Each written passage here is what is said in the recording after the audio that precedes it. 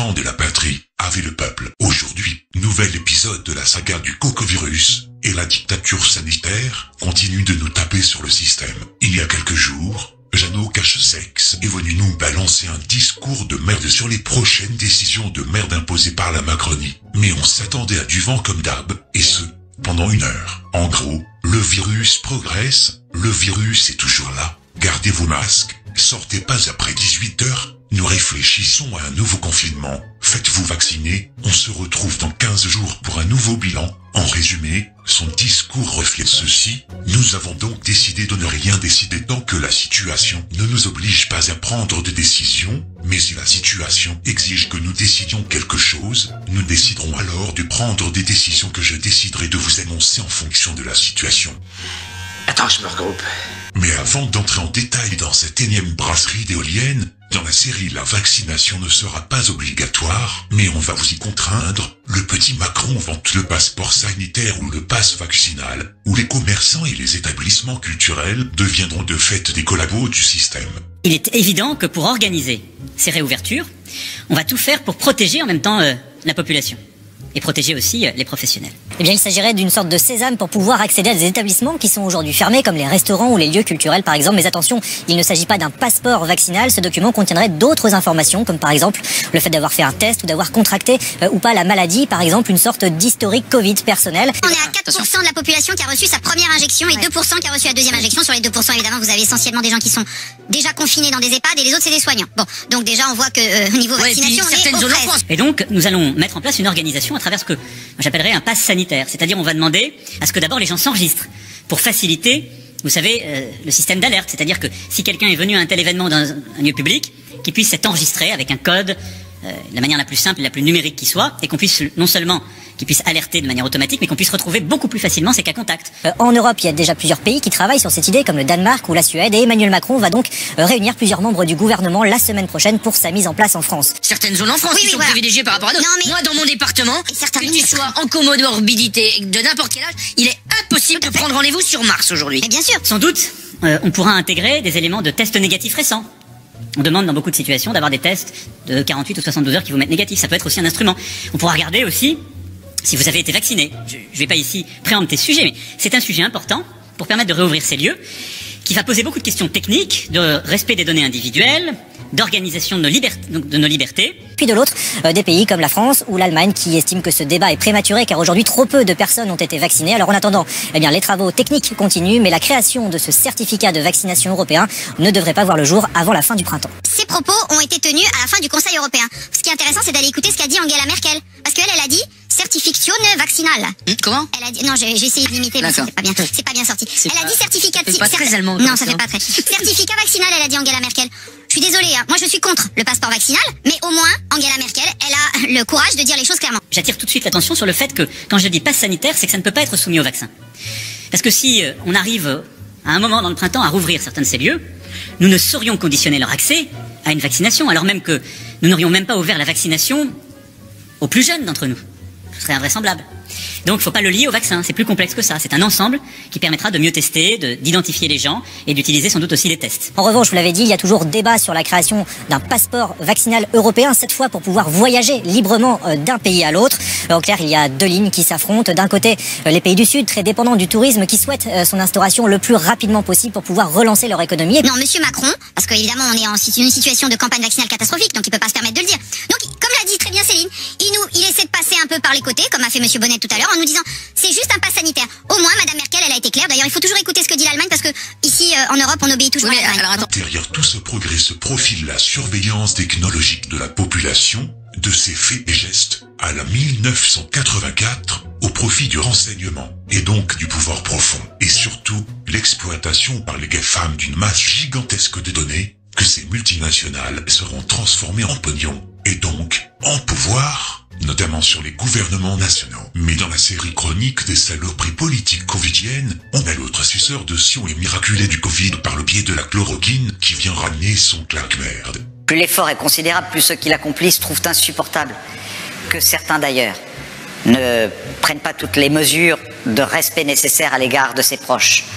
À cela, je dis les yeux dans les yeux, chaque fois que vous ne respectez pas les règles, C'est vous qui provoquez la poursuite de l'épidémie. Et avec elle les fermetures de commerce, le restaurant, la suspension de nos activités sportives et culturelles, de nos loisirs, de notre vie familiale et amicale, les conséquences économiques et sociales de tout cela. Ce qui entraîne l'extension de ces mesures que nous regrettons tous, ce ne sont pas les malades, ce ne sont pas les plus fragiles, les plus faibles, ce sont les égoïstes, les manipulateurs, les inconscients. Oh, grandiose.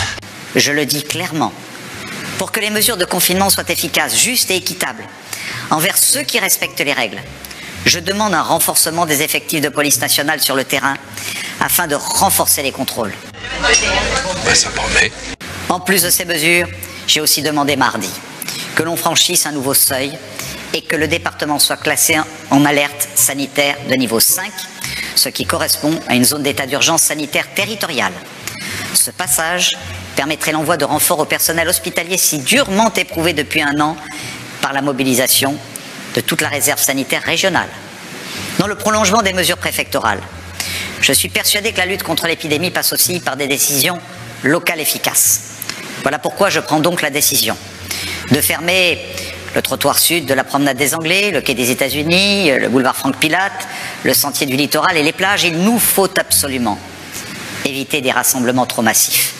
Avec un week-end qui s'annonce estival et extrêmement tentant, ce que je comprends naturellement, mais la raison doit l'emporter. Les citoyens niçois vont drôlement trinquer ces prochains week-ends parce que leur maire, qui se place déjà dans la perspective d'une victoire de Macron et d'un portefeuille ministériel, joue les durs et va au-delà de ce que demande le confinement, comme la fermeture de marchés et des avenues le long de la mer. Les politiques donnent l'impression de pouvoir pratiquement faire ce qu'ils veulent, à condition de soigner l'emballage. Alors évidemment, au vu de ces histoires débiles de couvre-feu à 18h, comme si le Covid était vicieux et intelligent, qu'il circule aux heures ouvrables, glissant sous les portes, qu'il fait la nouba dans les boîtes de nuit mais n'est pas capable de prendre les transports en commun. Bref, voilà dit pas que Dunkerque est puni de week-end jusqu'à nouvel ordre, parce que c'est bien connu maintenant que ce virus circule mieux à cette période plutôt qu'en semaine. Selon de nombreuses études, et même l'OMS et le président du conseil scientifique, le confinement ne sert à rien. La preuve, on l'a appliqué à 2 reprises en France et rien n'a été réglé. Sa seule utilité est de maintenir le peuple dans la sidération et l'obéissance pour faire avancer la vaccination, la surveillance et le grand reset économique. Mais le fait est que leur plan se déroule depuis près d'1 an, quasiment au grand jour. Mais vous avez le juif Salomon dans toute sa splendeur, qui pointe le bout de son blaire, et qui ose prôner l'idée que ce couvre-feu à la con fonctionne très bien. C'est pas lui qui a été viré de Pasteur en 2012 avec ses lettres anonymes et qui avait prôné comme quoi les masques étaient inutiles l'année dernière. Je pense qu'il y a un consensus très clair aujourd'hui pour dire il faut surtout pas avoir de masque pour le grand public, ça n'a pas d'intérêt, c'est même presque faussement protecteur. J'ai toujours plaidé pour l'accès au masque grand public. Et que dire de Chiapute qui elle aussi ramène sa science à 2 balles, comme quoi un reconfinement conduirait à une augmentation des viols et de comas éthyliques. Oh, c'est pas vrai. Passons son délire sur l'alcool à outrance, mais pour les viols, la raison pour laquelle on est confiné depuis 1 an, c'est qu'on risque de violer des gens si on nous laisse sortir. Tu violes des gens lorsque tu sors de chez toi? Non? Eh bien scoop, nous non plus. Maintenant, passons aux incroyables bourdes et falsifications de ce gouvernement qui perd pied dans cette affaire. Même CNews est consterné. Quand je dis ils sont paumés, même le drapeau français, entendez-vous bien, même le drapeau français, sur les photographies qui ont été projetées ce soir, vous l'avez remarqué? Il n'était pas bleu-blanc-rouge, il était rouge-blanc-bleu.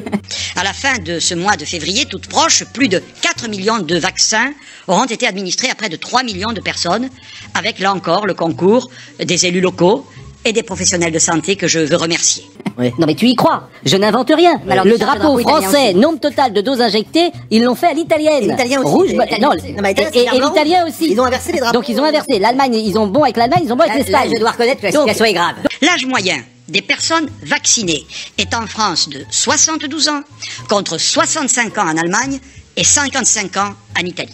Non mais c'est quand même je vous jure, moi ça, c'est des amateurs. On a affaire à des amateurs, des gens qui ne savent, mais faut leur dire, je sais pas, à Matignon, que le drapeau français c'est bleu, blanc, rouge. Non mais faut leur dire. Moi, aux gens qui travaillent avec eux, ils vérifient rien et tout est comme ça en fait. Près de 80% des résidents des EHPAD, là où le taux de mortalité a été le plus élevé, sont désormais vaccinés.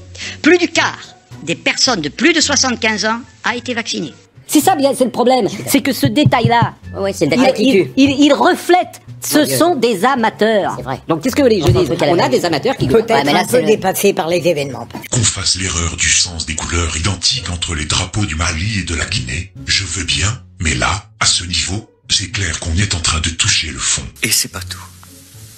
Ah, pas tout? Le virus progresse en France, comme presque partout en Europe. Je pense à l'Allemagne, à la Belgique, aux Pays-Bas ou à l'Italie, même dans les pays qui ont confiné. Quoi? Le virus progresse en France, comme presque partout en Europe. Je pense à l'Allemagne, à la Belgique, aux Pays-Bas ou à l'Italie, même dans les pays qui ont confiné. Aux Pays-Bas ou à l'Italie, même dans les pays qui ont confiné. Aux Pays-Bas ou à l'Italie, même dans les pays qui ont confiné. Aux Pays-Bas ou à l'Italie, même dans les pays qui ont confiné. Que voulez-vous qu'on vous dise? Ils sont tellement cons qu'ils s'en douteront jamais. Et si ce n'était que ça, que dire du calendrier qu'ils ne savent pas tenir non plus? L'âge moyen des personnes admises en réanimation diminue. Cela montre que les effets de la campagne vaccinale commencent à se faire sentir sur nos concitoyens les plus âgés, donc les plus fragiles, qui sont désormais mieux protégés. Et que dire de la courbe d'évolution des cas falsifiés pour diviser par environ 1,5 le nombre réel de cas? Rappelons également que l'indicateur choisi par le gouvernement pour présenter le suivi, autrement dit les cas, ou plus exactement les tests positifs, est peu fiable. Contrairement aux admissions à l'hôpital ou au décès par exemple, il y a aussi les pourcentages de vaccination dans d'autres pays auxquels la France est comparée, qui ont également été divisés pour embellir les résultats français. L'infographie présentée par le gouvernement donne une vision avantageuse de la réalité. Un choix de classe d'âge arrangeant pour l'Allemagne, d'où vient le chiffre de 13%. Celui-ci n'existe pas dans les indicateurs officiels allemands. Sauf erreur, Matignon aurait extrapolé par des calculs complexes ce chiffre à partir d'un rapport du 22 février de l'Institut allemand Robert Koch. Or, ce dernier a rendu 2 jours plus tard, page 17 d'une communication détaillée, un chiffre bien plus transparent, 26% de plus de 80 ans vaccinés en Allemagne, soit à peu près autant que la France. Celle-ci en est en effet à 25,5% sur cette classe d'âge, selon des données du Centre européen de prévention et de contrôle des maladies, ce qui amène à nuancer l'idée que la France protège mieux ses populations les plus âgées. Quant à la comparaison avec l'Italie, c'est pas très pertinent non plus. Cache-Sexe a par ailleurs fait le choix de ne comparer la situation française qu'avec des pays frontaliers. Un parti pris d'autant plus étonnant qu'il l'amène à mesurer la couverture vaccinale des plus de 75% en France à celle de l'Italie, nation qui inocule prioritairement le vaccin aux moins de 70 ans. Dans ces conditions, le graphique présenté par ce con serait relatif au fait qu'il y a plus de personnes âgées vaccinées dans les pays qui vaccinent les personnes âgées en priorité, mais guère d'une preuve de l'efficacité de la stratégie, ni de la logistique française. Quant au niveau européen, la France est seulement 10e sur les plus de 80 ans. Si on élargit le spectre des pays auxquels se comparer, les avancées françaises sont plus contrastées. Si, selon les données de l'ECDC datées du 25 février, la France est le 2e pays européen en matière de couverture vaccinale des 70-79 ans, tout juste devancé par la Pologne, il s'agit de la seule classe d'âge sur laquelle le pays est nettement devant les autres. Ainsi, hormis ces bidouillages, quand on voit il y a 2 semaines que ces enculés se félicitaient de ne pas avoir suivi les avis scientifiques, notamment son conseil scientifique, vantant les compétences de Macron, et prophétisant qu'il va finir épidémiologiste et qu'un jour, il pourra briguer l'agrégation d'immunologie, sans compter l'autre zigouaille qui ose prôner l'idée que, le 4 février dernier, ce qu'il se passe ailleurs, la France n'a pas à rougir, et que 3 semaines plus tard, le taux de contamination au Covid-19 en France est parmi les plus élevés d'Europe, où seule la Tchéquie fait pire, et les services de réanimation qui sont à nouveau quasiment saturés en Île-de-France, sincèrement.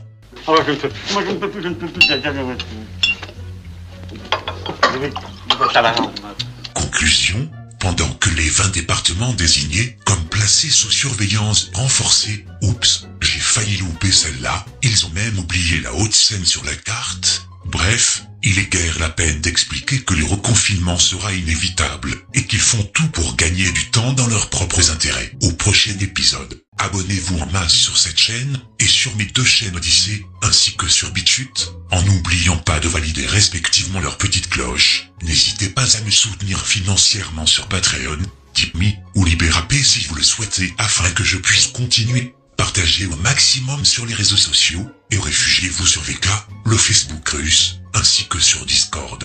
Tout va bien dans le pire des mondes, d'autres déclarations suivront. À très bientôt.